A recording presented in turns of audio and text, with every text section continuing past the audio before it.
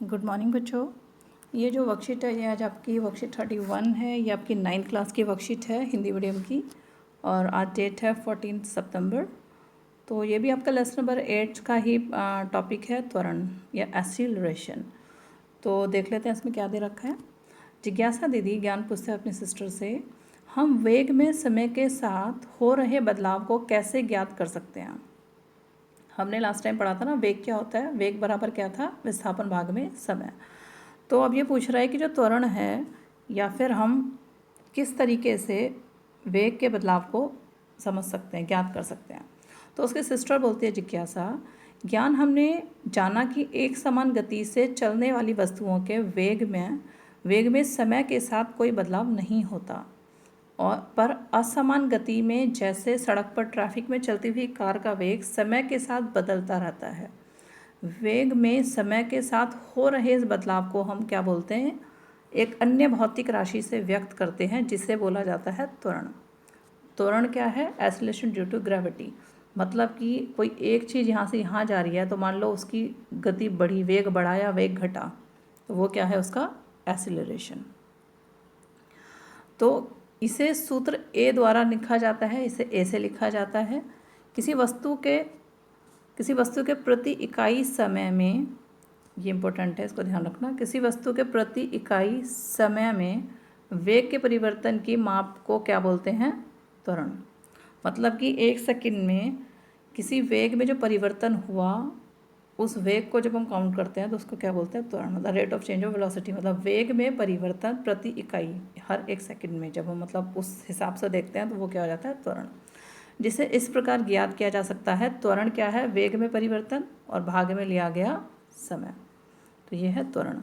यदि वेग में परिवर्तन इक्वल्स टू अंतिम वेग, अब देखो ये चीज़ है सिंपल सा कि यहाँ पे दो गाड़ियाँ, सपोज ये बस है, कोई चल रही है, तो क्या है कि इसमें दो चीज़ें हैं। एक तो है, अब मेरे को इसका वेग देखना है, वेग हमें पता है डायरेक्शन होती है, त्वरण हमें पता है कि वेग कैसे कैसे बदला, वो क्या है, त्वरण।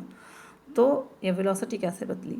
तो अब दो चीज़ें हैं, एक तो है प्रारंभिक जिसको हम लिखते हैं स्मॉल यू से, दूसरा होता है अंतिम। मान लो बस चल रही है, यहाँ पे खड़ी है, पहले ज़ीरो है क्योंकि विराम अवस्था में खड़ी है, तो वेग हो गया आरंभिक वेग, हो गया प्रारंभिक वेग ज़ीरो, इनिशियल वेलोसिटी।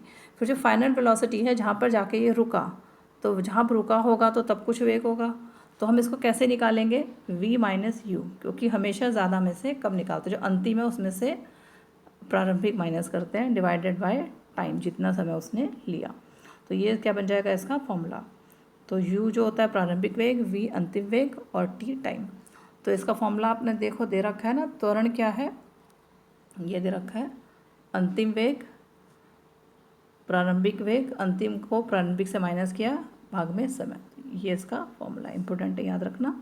तो फिर अब है कि SI मात्रा क्या है इसका, मीटर पर सेकंड स्क्वायर, मीटर पर सेकंड स्क्वायर। अब ऐसे भी लिख सकते हैं इसको, और हम इसको ऐसे भी लिख सकते हैं, मीटर S-2, दोनों का एक ही मतलब है, ठीक है। तो आगे देख लेते हैं। फिर अब है त्वरण। त्वरण क्या है, अभी हमने इसके बारे में पढ़ा है। यदि वस्तु का अंतिम वेग प्रारंभिक वेग से अधिक होता है, मान लो कोई बस चल रही है और ये पहले सपोज करो ये चलती हुई आ रही है, और हमने यहाँ से देखना शुरू किया, A, B और C 3 पॉइंट है, हमने यहाँ से देखना शुरू किया, यहाँ पे 5 मीटर पर सेकंड से चल रही थी और यहाँ पे चल रही थी 10 मीटर पर सेकंड से, ठीक है। तो इस केस में क्या हुआ कि जो वेग है वो बढ़ा, है ना। यदि वस्तु का अंतिम वेग प्रारंभिक वेग से अधिक होता है तो त्वरण क्या कहलाएगा, धनात्मक, क्योंकि 10 में से जब हम 5 माइनस करेंगे तो कितना आएगा, 5, है ना। तो ये क्या हो जाएगा, धनात्मक, मतलब प्लस में आएगा। फिर जिसे क्या बोलते हैं हम, त्वरित गति भी कहते हैं उसको, जब वो प्लस में आता है। फिर यदि अंतिम वेग प्रारंभिक वेग से कम होता है, मान लो कि ये गाड़ी चल रही है, ये 10 मीटर पर सेकंड पे चल रही थी, ये चल रही है 5 मीटर पर सेकंड पे, तो हम ये हमारा प्रारंभिक वेग है, अंतिम वेग है। तो जब हम अंतिम वेग में से प्रारंभिक वेग निकालेंगे, टाइम जो भी ले रहा है वो, तो ये माइनस में आ जाएगा ना, -5। तो इसका मतलब क्या है, ऋणात्मक आ गया, ऋणात्मक मतलब होता है माइनस, ठीक है। तो अब क्या होगा, आगे होगा जिसे हम क्या बोलते हैं, मंदन गति। तो अगर वेग बढ़ रहा है तो वह त्वरण गति जो है वो धनात्मक होगी, अगर वेग घट रहा है अंतिम वेग जो घट रहा है अगर, तो वो क्या होगा, ऋणात्मक, जिसे हम बोलते हैं मंदन गति। अब उदाहरण ले लो एक, यदि एक रुकी हुई बस के चलने पर वह 2 सेकंड में 5 मीटर का वेग गति प्राप्त कर लेती है तो इसका त्वरण कितना होगा। एक बस है जो कि खड़ी है, नेचुरली तभी चली नहीं है वो। यदि एक रुकी हुई बस है तो 0 हो गया प्रारंभिक वेग, और अंतिम वेग कितना दे रखा है, 2 सेकंड तक चली है और ये 5 मीटर पर सेकंड का वेग गति प्राप्त कर लेती है, तो इसका त्वरण कितना होगा। तो सॉल्व करके दे रखा है, देखो प्रारंभिक 0 हो गया, अंतिम वेग 5 हो गया, समय 2 सेकंड। तो फॉर्मूले में रख दो सीधा सीधा, तो 5 माइनस 0 होगा, 5 माइनस 0 अपॉन 2, तो आंसर कितना आ जाएगा 2.5। अब ये प्लस में आएगा माइनस में आएगा, नेचुरली प्लस में आएगा क्योंकि अंतिम जो वेग है वो ज़्यादा है, ठीक है। तो आंसर कितना आ गया 2.5। अब आगे देखो, तो अब देख लेते हैं यहाँ पे, किसी वस्तु के त्वरण को वेग समय ग्राफ से निरूपित किया जाता है। तो जब भी हम कभी त्वरण को देखते हैं, उसका ग्राफ बनाते हैं, तो हम यहाँ पे लिखते हैं वेग, वेलोसिटी, और यहाँ पे लिखते हैं टाइम। इस तरफ टाइम लिखेंगे, मतलब कि जो ऊपर है इस तरफ तो लिखते हैं हम वेलोसिटी वेग, और इस तरफ लिखते हैं टाइम समय, ठीक है। तो आगे देख लेते हैं इसको। त्वरण भी एक समान और असमान होता है। यदि एक वस्तु सरल रेखा में चलती है और उसका वेग समान समय में समान रूप से घटता या बढ़ता है तो यह समान त्वरण कहलाता है। जैसे कि वन पे इसने देखा ना आपने कि जो 1 है उस पे ये 10 जा रहा है, 22 पे 20, 3 पे 30, 4 पे 40 इक्वल आ रहा है, तो ये समान त्वरण हो गया, ठीक है। अब इसमें हम नेक्स्ट में देखें, जैसे एक गिरता हुआ पत्थर है, तो अगर उसका समय बढ़ रहा है मतलब गिरने की, तो उसकी जो स्पीड है, यदि जैसे इसने बोला है ना, जिसका वेग लगातार बढ़ता है, तो जो इसकी वेलोसिटी वो लगातार बढ़ रही है ना, तो ये भी क्या है, उसके कंपैरेटिवली बढ़ रही है, तो ये क्या कहलाएगा, एक समान त्वरण। लेकिन यदि एक वस्तु का वेग असमान रूप से घटता या बढ़ता है तो यह असमान त्वरण कहलाता है। जैसे लंबी दूरी में कार की असमान गति। अब मान लो एक गाड़ी है, वो चली, उसने इनिशियली 0 से वो स्टार्ट हुई, तो फिर क्या हुआ, वो चली पहले 2 किलोमीटर उसने पूरा किया 1 घंटे में, ठीक है, 1 आवर में।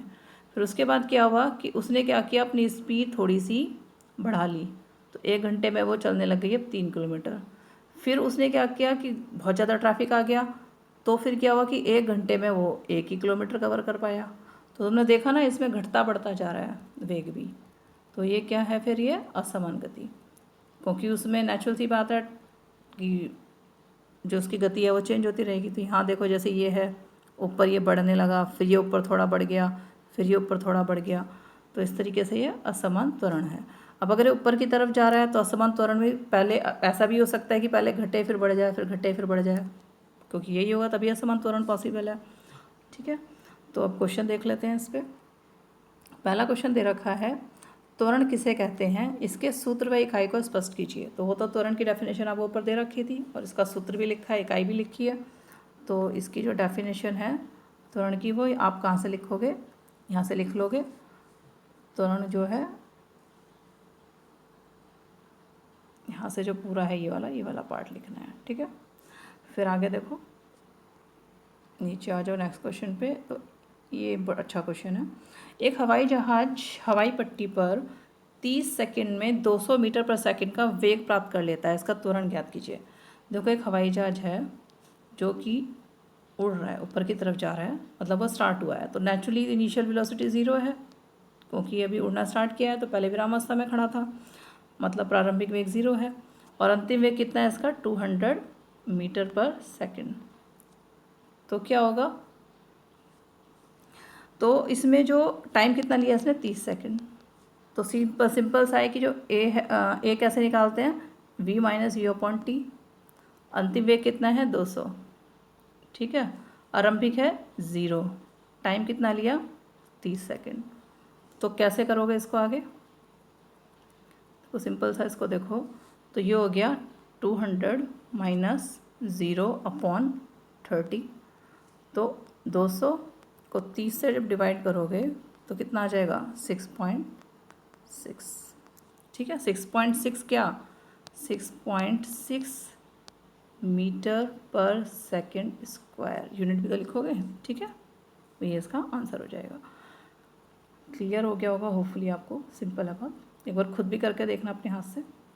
नेक्स्ट क्वेश्चन देखो, एक समान और असमान त्वरण का वेग समय ग्राफ द्वारा स्पष्ट कीजिए। तो ये ऊपर दे रखे हैं, ये तो आपको ये दोनों बनाने हैं, ये वाला और ये वाला, तो ये बना लेना आप।